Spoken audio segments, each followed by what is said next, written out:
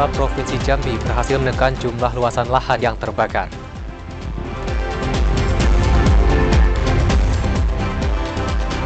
Sejumlah formasi P3K Pemprov Jambi dipastikan tak terisi atau nihil pelamar. Jelang pemilu 2024, Pemprov Jambi jamin situasi daerah tetap kondusif.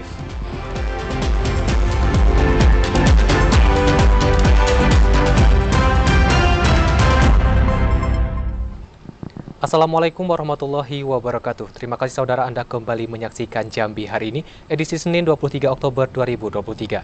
Ya saudara, selain 3 berita utama tadi, redaksi kami juga telah menyiapkan sejumlah informasi penting dan menarik lainnya untuk Anda. Bersama saya Cynthia Permana. Dan saya Ridho Akbar, inilah Jambi hari ini selengkapnya.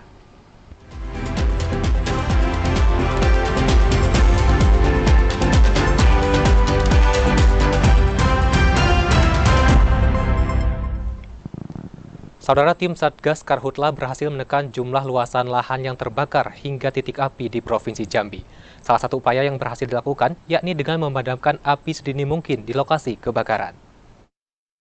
Kasus kebakaran hutan dan lahan menjadi perhatian khusus tim Satgas Karhutla Provinsi Jambi hingga saat ini.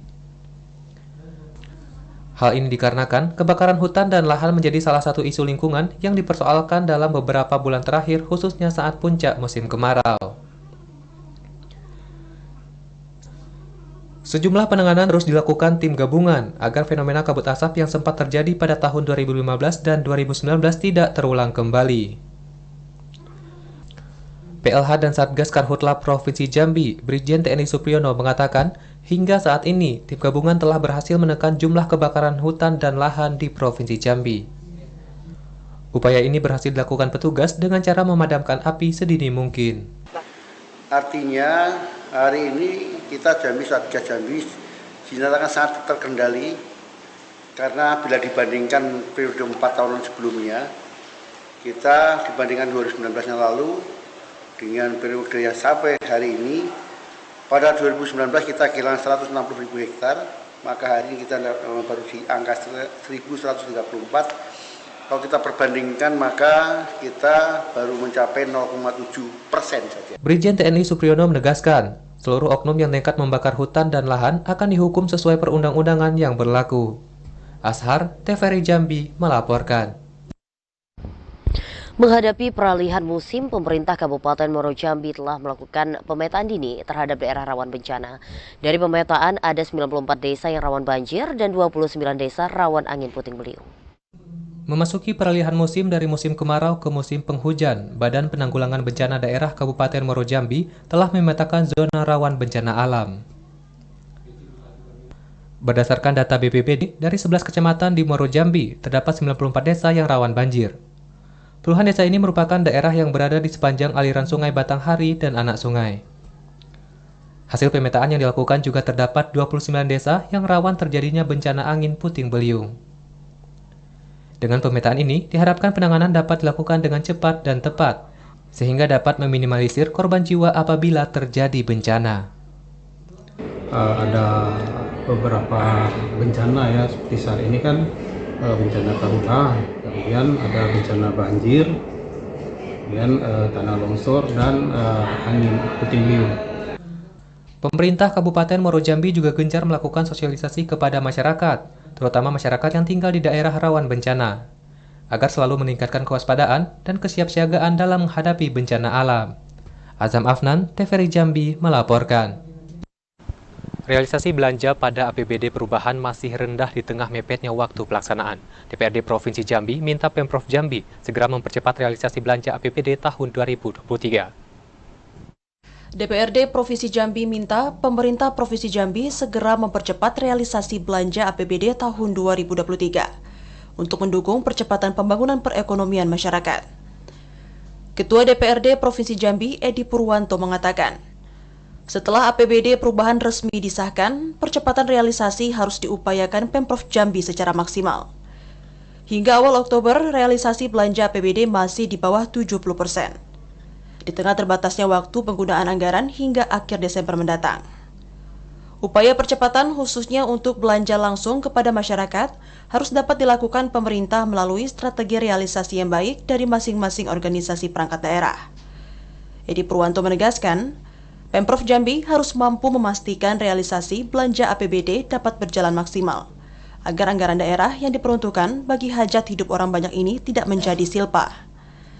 Jika tidak mampu direalisasikan dengan baik dan akhirnya menyisakan silpa, dapat berdampak buruk terhadap turunnya penerimaan daerah dari dana alokasi khusus yang diberikan pemerintah pusat. Berjumlah 5 triliun 302 miliar 907 juta 752.024 rupiah. Dari total anggaran itulah yang memang beberapa hari kita bahas supaya bisa menjawab indikator kinerja utama Jambi Mantap 2024. Setelah disetujui pemerintah Provinsi Jambi bersama DPRD, alokasi belanja pada APBD perubahan tahun 2023 berjumlah 5,3 triliun rupiah. Redi Arta, TVRI Jambi melaporkan. Rekrutmen P3K pemerintah Provinsi Jambi resmi ditutup dan telah memasuki masa sanggah. 4.955 pelamar P3K dinyatakan memenuhi syarat dan masuk ke tahap selanjutnya. Rekrutmen pegawai pemerintah dengan perjanjian kerja Pemprov Jambi resmi ditutup dan telah memasuki masa sanggah.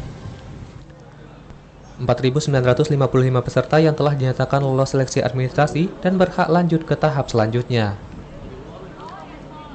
Formasi guru pada rekrutmen pegawai pemerintah dengan perjanjian kerja pemerintah Provinsi Jambi menjadi paling banyak diminati. 3.865 pelamar yang memenuhi syarat dalam seleksi P3K pada formasi guru. Selain formasi guru, 346 peserta juga memenuhi syarat pada formasi teknis. 744 peserta yang dinyatakan memenuhi syarat pada formasi tenaga kesehatan. Kabid Pengadaan Pemberhentian dan Informasi Kepegawaian Badan Kepegawaian Daerah BKD Provinsi Jambi, Firman Kurniawan mengatakan, jumlah P3K Pemprov Jambi hanya 1.922 formasi. Namun yang mendaftar melebihi batas kuota.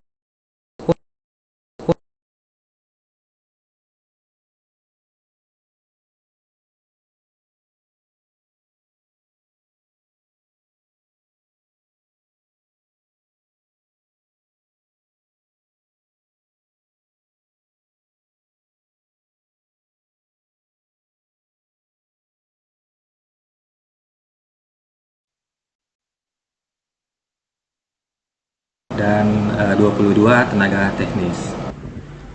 Sementara jumlah formasi yang dibutuhkan Pemprov Jambi pada formasi teknis hanya 22 formasi, 200 formasi untuk tenaga kesehatan, dan 1.700 untuk tenaga guru.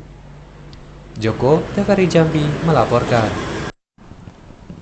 Sementara itu, Saudara, pasca pengumuman kelulusan berkas administrasi pelamar P3K pemerintah Provinsi Jambi tahun 2023, sejumlah formasi dipastikan tidak terisi atau nihil pelamar, terbanyak pada formasi jalur khusus disabilitas. Pemerintah Provinsi Jambi secara resmi telah mengumumkan kelulusan berkas administrasi pelamar pegawai pemerintah dengan perjanjian kerja atau P3K tahun 2023. Berdasarkan pengumuman tersebut, sejumlah formasi dipastikan tidak terisi atau nihil pelamar. Total ada 41 formasi yang nihil pendaftar pada jabatan guru SMA, SMK, SLB untuk jalur khusus disabilitas. Selain itu, ada juga formasi guru yang kekurangan pelamar, yakni pada guru agama Katolik yang kekurangan 2 pelamar, serta guru animasi yang kekurangan 5 pelamar. Kemudian kekosongan pelamar juga terjadi pada sejumlah formasi dokter yang tersedia. Sekretaris Daerah Provinsi Jambi Sudirman membantah kekosongan tersebut terjadi akibat kurangnya sosialisasi pembukaan formasi P3K yang dilakukan pemerintah. Kekosongan ini dinilai terjadi karena kesalahan pada pendaftaran maupun ketidakpahaman para pelamar untuk mendaftar.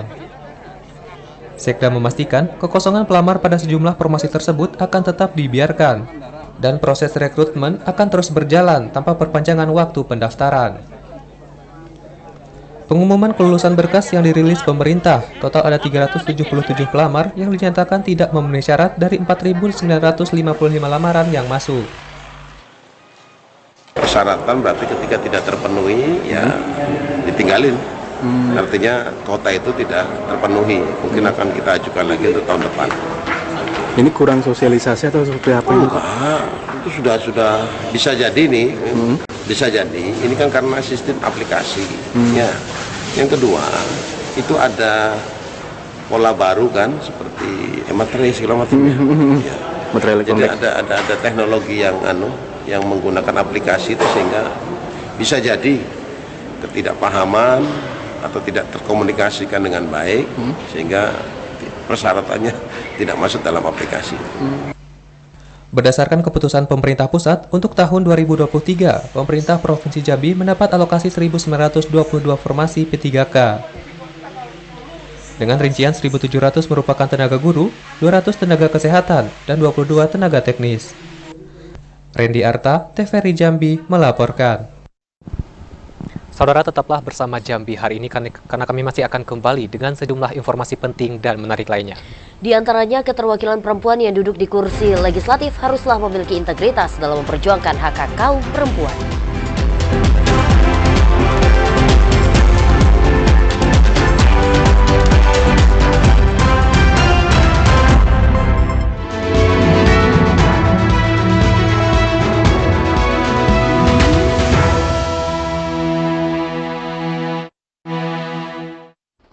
Anda masih menyaksikan Jambi hari ini dalam segmen menuju pemilu 2024. Kita awali segmen ini dengan informasi dibukanya pendaftaran Capres dan Cawapres pemilu 2024 yang dimulai sejak 19 hingga 25 Oktober 2023. Pemerintah Provinsi Jambi menjamin situasi di daerah dalam kondisi aman dan kondusif. Semakin memanasnya situasi politik di tanah air setelah dibukanya pendaftaran calon presiden maupun calon wakil presiden Republik Indonesia yang akan berkontestasi pada pemilu 14 Februari 2024. Pemerintah Provinsi Jambi menjamin situasi di daerah dalam kondisi aman dan kondusif. Sekretaris Daerah Provinsi Jambi Sudirman mengatakan, mengerucutnya nama-nama bakal capres maupun cawapres yang akan berlaga pada pesta demokrasi 5 tahunan ini belum pada tahapan menimbulkan gejolak di daerah. Berdasarkan pemetaan kerawanan, masyarakat menanggapi dengan baik berlangsungnya proses demokrasi yang sedang bergulir pada penyelenggara pemilu. Sekda juga mengajak masyarakat untuk tetap mempertahankan kondisi aman dan kondusif di daerah, baik sebelum hingga usainya penyelenggaraan Pilpres. Situasi damai saat penyelenggaraan pesta demokrasi sangat penting untuk menjamin keberlangsungan pembangunan guna mendukung percepatan pemajuan daerah. Nah, kalau kita masih mengikuti prosesnya, jelas sepanjang prosesnya sudah berjalan seperti yang sudah ditetapkan, siapapun bagi kita, pemerintah daerah, siapapun bagi kita, presidennya, capresnya, itulah yang terbaik. Itulah orang-orang terbaik bangsa kita.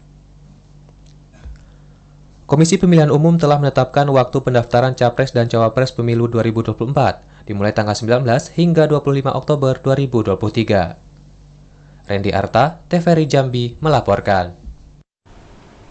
Sementara itu, Saudara, Pemkab Sarolangun memastikan Kepala Desa dan Badan Permusyawaratan Desa yang mencalonkan diri sebagai calon anggota legislatif di Pemilu 2024 telah mengundurkan diri dan sudah dilakukan pelantikan PJS.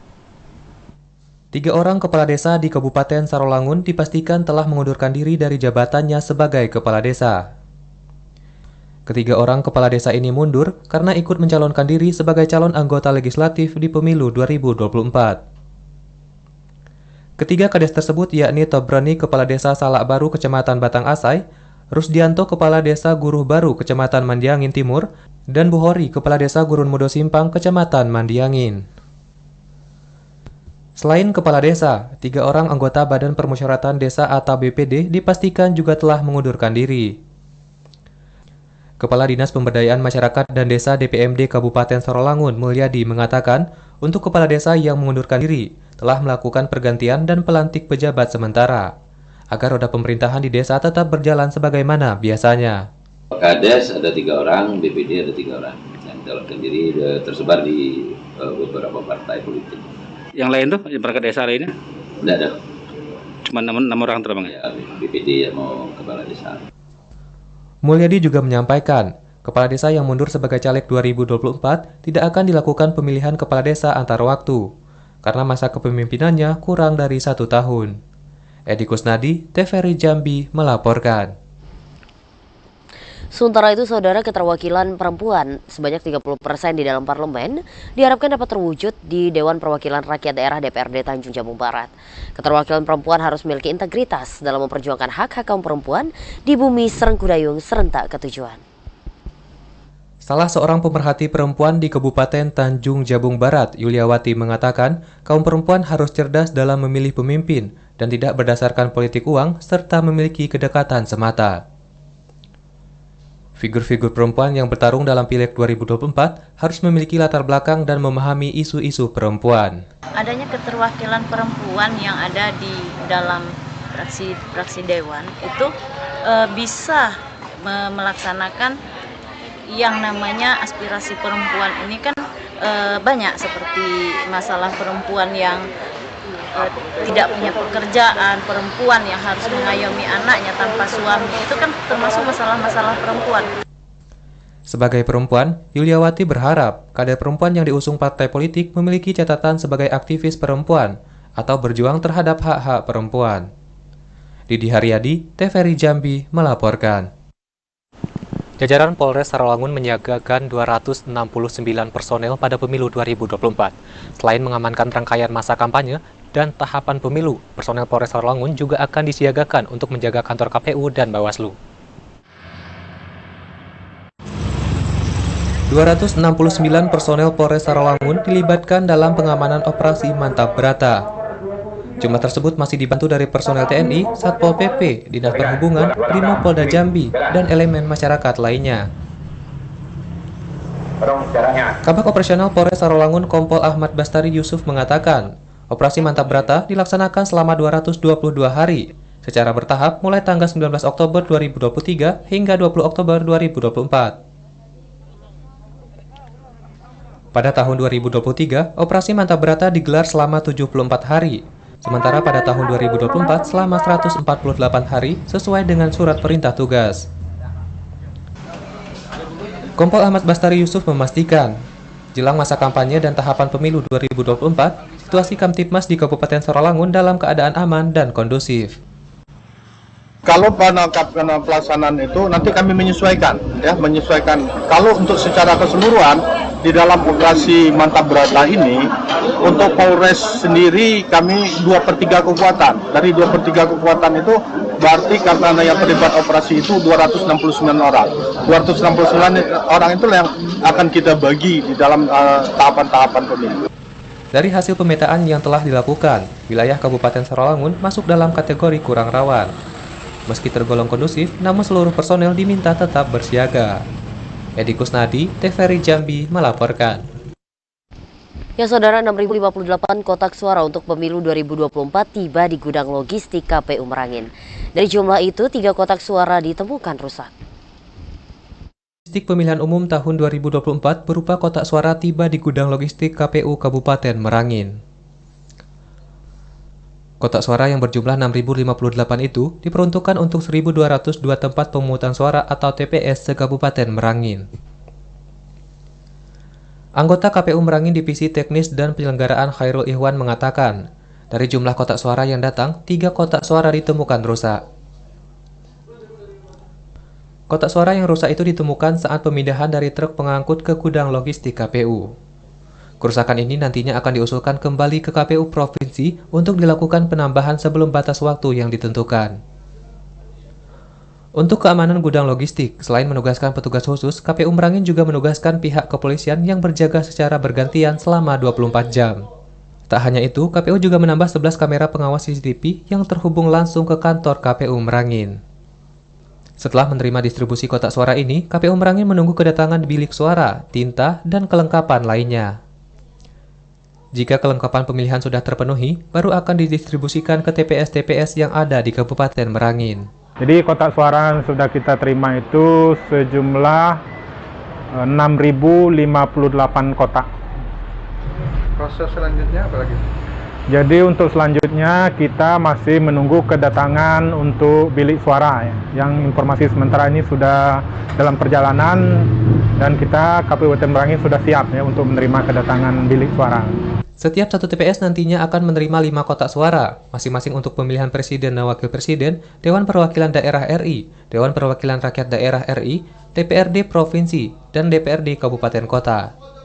Ramadan Cerbita Kasa, TVRI Jambi melaporkan. Anda masih menyaksikan Jambi hari ini dalam segmen advertorial. Kita awali segmen advertorial dengan informasi penjabat Bupati Merangin Mukti Said resmi membuka musabaqah tilawatul Quran ke-7 antar desa dalam Pondok Pesantren Madinatul Ulum tahun 2023. Ada 480 peserta yang terlibat dari perwakilan desa sekelurahan Pamenang dan Kabupaten Sarolangun. Pejabat Bupati Merangin Mukti Said menyambut baik dan merasa bangga serta menyampaikan apresiasi yang tinggi kepada Pondok Pesantren Madinatul Ulum yang telah menunjukkan komitmen terhadap pembangunan etika, moral, spiritual sebagai pondasi dalam pembangunan karakter masyarakat Kabupaten Merangin khususnya generasi muda. Mukti berharap melalui MTQ, syiar agama Islam dapat semakin berkibar dan berkumandang serta menghasilkan qori-qoriah terbaik. Nantinya dapat tampil dalam MTQ tingkat Kabupaten Merangin yang akan dilaksanakan pada tahun 2024. Mukti mengatakan, Al-Quran adalah kalam Allah yang diturunkan sebagai mukjizat Nabi Muhammad SAW. Al-Quran diturunkan untuk menjadi pegangan bagi umat manusia yang ingin mencapai kebahagiaan baik dunia maupun di akhirat. Al-Quran mengandung nilai-nilai yang berhubungan dengan keimanan, syariah, akhlak, serta mengatur tingkah laku dan tata cara hidup manusia, baik individu maupun sosial. Ini luar biasa, dan ini adalah cara rutin ya, setiap tahun. Jadi kami dari pemerintah daerah diundang sangat mengapresiasi tentang musabaqah ini, menyiarkan syariat Islam ya. Mudah-mudahan pesantren ini menjadi pesantren yang lebih baik lagi ke depan dan mencetak anak-anak yang hafal Al-Quran, kemudian mengerti, memahami, dan melaksanakan dari isi-isi kandungan Al-Quran tersebut. MTQ ke-7 antar desa di Pondok Pesantren Madinatul Ulum tahun 2023 ini diikuti 480 qori dan qoriah, hafiz dan hafizah, mufasir dan mufasirah terbaik dari seluruh desa sekelurahan Pemenang dan beberapa desa dari Kabupaten Sarolangun. Ramadan Cerbita Kasa, TVRI Jambi melaporkan. Sementara itu, saudara masyarakat antusias mengikuti jalan sehat dan senam bersama yang diselenggarakan Pemkab Muaro Jambi. Hadir dalam kegiatan tersebut PJ Bupati Bahyuni Deliansyah bersama Ketua TPPKK Muaro Jambi Faradilah Zahra.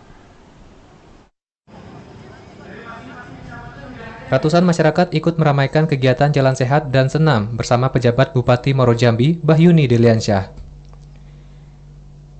Kegiatan yang dipusatkan di Desa Mendalo Jambi luar kota ini juga diikuti Ketua TPPKK Faradilah Zahra.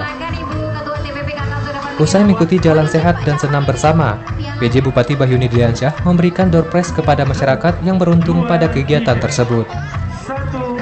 Kegiatan kebersamaan ini merupakan rangkaian Hari Jadi Kabupaten Muaro Jambi yang ke-24.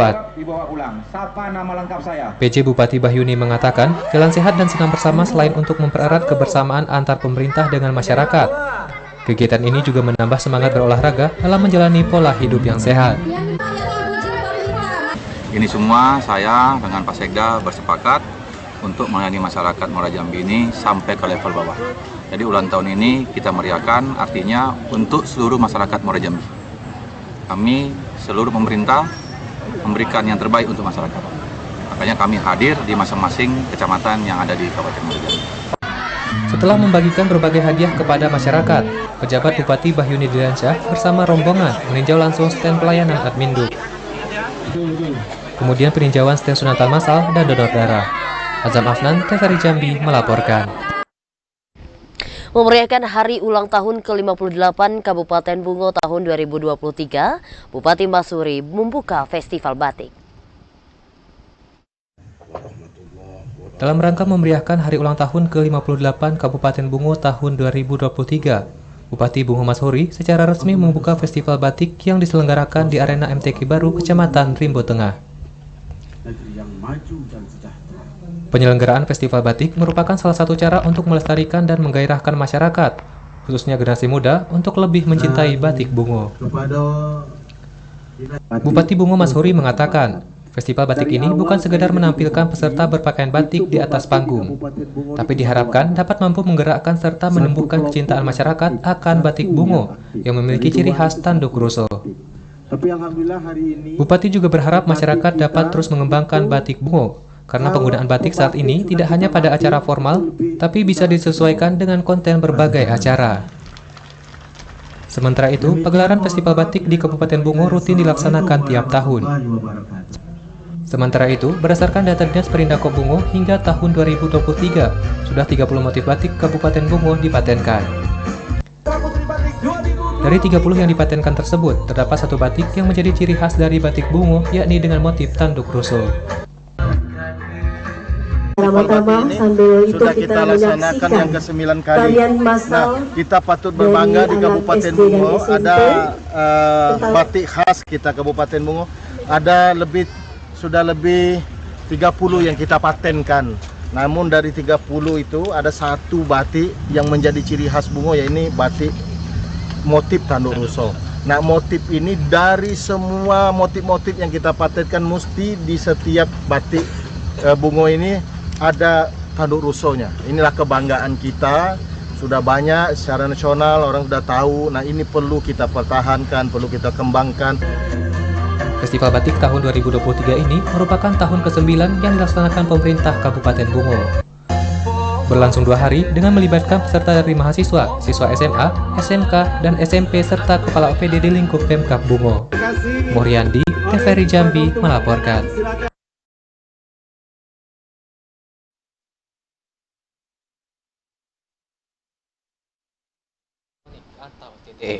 Langkah ini dilakukan guna mencegah terjadinya muncul dokumen ilegal. Upaya menyeimbangkan kemajuan teknologi, pemerintah Kabupaten Batanghari mulai melakukan penerapan tanda tangan elektronik atau TTE. Saat ini tahapan program tersebut memasuki sosialisasi kepada seluruh OPD. Sosialisasi ini untuk memberikan pemahaman bagi ASN serta pejabat terkait penggunaan aplikasi TTE. Nantinya bila program tersebut sudah berjalan, diharapkan mampu mempermudah setiap pelayanan publik yang biasanya seringkali terkendala dengan tanda tangan konvensional atau manual. Kepala Dinas Komunikasi dan Informasi Batanghari Amir Hamzah mengatakan, tujuan dari tanda tangan elektronik ini bisa menjaga legalitas dokumen yang diperoleh, sehingga bisa meminimalisir tindakan kecurangan atau pemalsuan tanda tangan dari oknum yang tidak bertanggung jawab. TTE ini adalah inovasi perubahan dari tanda tangan konvensional kepada tanda tangan elektronik. Intinya apa? Kita pengen mempercepat proses pelayanan kepada masyarakat sehingga tidak ada hambatan lagi, tidak ada kendala lagi. Bahwa upayanya itu, salah satu upayanya ini kan legal, ini terekam, ada rekodnya di aplikasi desainnya, sehingga tidak ada lagi, maksudnya tanda tangan baru tidak akan terjadi lagi, walaupun dan ini juga sebagai upaya pendukунgan karena di indikator SPBE, salah satunya ya TTE ini. Tanda tangan digital ini adalah salah satu capaian yang dilakukan pemerintah daerah dalam memenuhi visi misi Batanghari Tangguh. Dengan target di tahun 2024, program TTE sudah berjalan di seluruh OPD. Ade Juniawan, TVRI Jambi melaporkan. Wakil Bupati Bungo Syafruddin Dwi Aprianto memimpin upacara Hari Santri Nasional tahun 2023. Syafruddin Dwi Aprianto mengajak para santri untuk berkontribusi mewujudkan Kabupaten Bungo yang maju dan sejahtera. Wakil Bupati Bungo Syafruddin Dwi Aprianto pimpin upacara Hari Santri Nasional tahun 2023.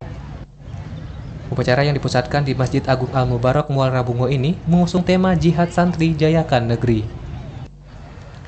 Menteri Agama Republik Indonesia dalam amanatnya yang dibacakan Wakil Bupati Syafruddin Dwi Aprianto mengatakan, peringatan Hari Santri Nasional pada 22 Oktober berdasarkan keputusan Presiden nomor 22 tahun 2015.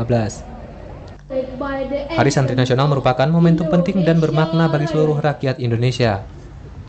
Dalam peranannya, santri memiliki kontribusi yang besar bagi kemajuan bangsa dan negara Indonesia. Syafruddin Dwi Aprianto mengingatkan agar para santri dapat meningkatkan dan mengembangkan bakatnya dalam berinovasi dan berkreativitas. Kita bersyukur bahwa hari ini di Bungo terdapat 50 pesantren dan semuanya tadi tampil semua, dan kita sekali lagi sangat berharap mudah-mudahan mereka semua ke depan betul-betul meneruskan semangat dari para pendahulu, para ulama kita Yang jelas sejak dulu, sekarang sampai nanti Ponpes tetap punya kontribusi yang besar untuk memajukan negeri. Itu sejarah yang tidak bisa kita pungkiri. Usai upacara, dilanjutkan dengan pawai peringatan Hari Santri Nasional tahun 2023 yang dilepas oleh Bupati Bungo Mashuri. Pawai peringatan Hari Santri tingkat Kabupaten Bungo tahun 2023 diikuti 57 pondok pesantren dengan rute mengelilingi kota Muaro Bungo dan finish di depan rumah dinas Bupati Bungo. Moriandi, TVRI Jambi melaporkan. Akibat kemarau panjang, pedagang di Kota Sungai Penuh kesulitan mendapatkan pasokan beras dari petani. Informasinya akan kami hadirkan usai jeda pariwara berikut ini. Tetaplah bersama kami di Jambi hari ini.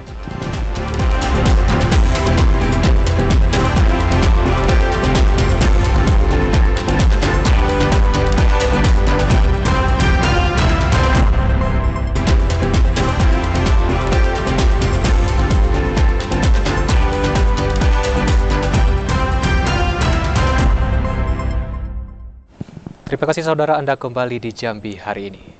Saudara, kasus pemberhentian hubungan kerja di Provinsi Jambi menurun signifikan. Hingga awal Oktober 2023, kasus PHK hanya 305 kasus, sementara pada tahun 2022 mencapai 1.106 kasus. Kasus pemberhentian hubungan kerja tahun 2023 di Provinsi Jambi menurun signifikan. Hingga awal Oktober 2023, PHK di Provinsi Jambi hanya 305 kasus, sementara pada tahun 2022 mencapai 1.106 kasus.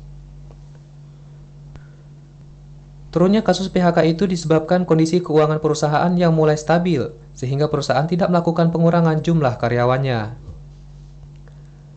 Kabid Pembinaan Pengawasan Ketenagakerjaan dan Hubungan Industrial, Dinas Ketenagakerjaan dan Transmigrasi Provinsi Jambi Dodi Haryanto mengatakan, kasus PHK banyak terjadi di perusahaan karet. Hal itu disebabkan karena kurangnya jumlah pasokan karet dari petani yang membuat jumlah produksi berkurang. Sampai dengan Oktober 2023, baru 305 pekerja yang menjadi korban PHK lah, seperti itu, menjadi perusahaan. 2022 itu terlihat PHK dari sektor perkebunan kram rubber ya, khusus kram rubber, pengolahan karet, yang terdampak PHK akibat dari kurangnya bahan baku. Dari 305 kasus PHK yang terjadi hingga awal Oktober 2023, kasus PHK terbanyak terjadi di Kabupaten Muaro Jambi dengan jumlah 150 kasus. Sementara pada tahun 2022, kasus PHK terbanyak terjadi di Kabupaten Tebo mencapai 652 kasus. Joko, TVRI Jambi melaporkan. Pedagang di Kota Sungai Penuh kesulitan untuk mendapat pasokan beras dari petani. Hal tersebut karena kurangnya produksi beras dari petani akibat musim kemarau. Sejumlah pedagang beras di Kota Sungai Penuh mengaku kesulitan untuk mendapatkan pasokan beras dari para petani. Hal itu terjadi karena banyaknya petani yang mengalami gagal panen akibat musim kemarau panjang yang melanda Kabupaten Kerinci dan Kota Sungai Penuh. Seorang pedagang beras Mawardi mengatakan, hingga saat ini, pihaknya kesulitan untuk mendapatkan pasokan beras dari petani. Para petani lebih memilih untuk menyimpan persediaan beras ketimbang menjualnya, lantaran para petani belum bisa turun dan menggarap sawah mereka akibat kekeringan. Sementara itu, persediaan beras yang dijual pedagang saat ini merupakan persediaan lama. Sekarang juga bahaya masalah beras, karena padi udah ditahan di orang petani. Tahannya barang marau masih banyak. Dia mau takut menjual, nanti dia dapat makan. Jadi sekadar untuk belanjaan baru dia jual. Kalau dulu kan sudah panen, jual semua. Boleh dikatakan agak susah sekarang? Agak susah sekarang. Mawardi menyebutkan, hingga kini harga beras terus mengalami kenaikan. Seperti beras bulog yang saat ini dijual mencapai Rp12.000 per kilogram. Kenaikan tersebut disebabkan produksi beras di tingkat petani mulai terbatas. Ilwan, TVRI Jambi melaporkan. Sementara itu, saudara, kasus kekerasan anak dan perempuan di Provinsi Jambi terus meningkat, khususnya kekerasan seksual. Pemerintah Provinsi Jambi diminta untuk menegaskan hukum secara represif, agar kasus kekerasan anak dan perempuan tidak meningkat. Hingga awal Oktober tahun 2023, kasus kekerasan terhadap anak dan perempuan di Provinsi Jambi terus meningkat, khususnya pada kekerasan seksual yang kerap terjadi pada anak di bawah umur. Salah seorang akademisi sekaligus pengamat perempuan dan anak Weni Ira Reperawati mengatakan, pemerintah Provinsi Jambi harus menegakkan hukum secara represif sehingga kasus kekerasan anak dan perempuan di Provinsi Jambi dapat diminimalisir. Pemprov Jambi perlu kolaborasi dengan penegak hukum seperti Polda Jambi dan instansi terkait lainnya dalam penanganan kasus kekerasan terhadap anak dan perempuan. Tak hanya itu, Pemprov Jambi melalui dinas terkait juga perlu melakukan sosialisasi kepada masyarakat untuk mencegah kekerasan anak dan perempuan dari akarnya. Kasus kekerasan anak dan perempuan ini lebih banyak terjadi pada keluarga atau lingkungan terdekat, sehingga perlu adanya pemahaman dan edukasi dalam mengantisipasi kekerasan terhadap anak dan perempuan. Memang kalau berdasarkan data dari Simfoni PPA, ada ratusan, lebih dari 200 kasus kekerasan terhadap anak, terutama yang berusia 13-17 tahun, dan kasus yang paling tertinggi adalah kasus kekerasan seksual yang dialami oleh anak perempuan. Anak laki-laki ada gitu ya. Anak laki-laki ada mengalami, tapi yang paling banyak adalah anak perempuan. Hingga awal Oktober tahun 2023, kasus kekerasan anak dan perempuan di Provinsi Jambi mencapai 295 kasus. Joko Adli, TVRI Jambi melaporkan. Memiliki wilayah mayoritas perairan membuat Kabupaten Tanjung Jabung Timur menjadi salah satu surganya makanan laut. Meski demikian, keberlangsungan sumber daya ikan terancam degradasi akibat maraknya penggunaan kapal trol. Dalam kurun waktu beberapa tahun belakangan, alat penangkapan ikan jenis trol telah berkembang pesat dalam bentuk serta nama yang beragam di Kabupaten Tanjung Jabung Timur. Semua trol mengacu pada sifat penangkapannya yang tidak ramah lingkungan. Penggunaan trol bersifat menggeruk dasar perairan, merusak habitat, serta penggunaan mata jaring yang kecil juga menyebabkan tertangkapnya berbagai jenis biota yang masih anakan atau belum matang. Kepala Dinas Perikanan Kabupaten Tanjung Jabung Timur, Henry, mengatakan, penggunaan trol dikhawatirkan menambah benturan masalah nelayan tradisional dan nelayan besar serta menambah eksploitasi sumber daya ikan. Selain itu, upaya yang harus dilakukan untuk menanggulangi penangkapan ikan yang menggunakan alat tangkap trol ini, yakni dengan peningkatan kesadaran dan pengetahuan nelayan mengenai sumber daya agar tidak terancam punah. Peningkatan kesadaran ini dapat diadakan dengan melakukan penyuluhan-penyuluhan kepada masyarakat nelayan dan masyarakat lainnya tentang pentingnya menjaga ekosistem laut. Beberapa tahun belakangan ini memang sudah terjadi degradasi sumber daya ikan kita.